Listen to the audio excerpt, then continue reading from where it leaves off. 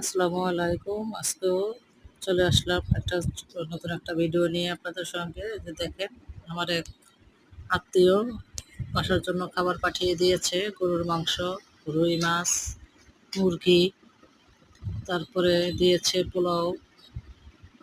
তো মোটামুটি ঘরের সবারই হয়ে যাবে একটু একটু করে। তারপরে দিয়েছে পায়েস। এত ভালোবাসে যে কয়েকদিন পর পর এরকম খাবার পাঠিয়ে দেয়।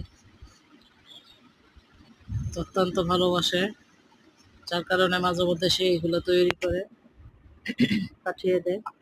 আমরাও খেতে পছন্দ করি। এটার ভিতরে দিয়েছে পায়েস।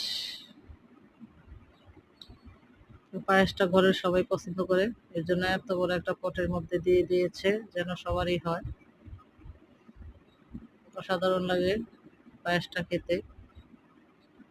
কেমন লাগলো কমেন্ট বক্সে কমেন্ট করে জানিয়ে দিবেন।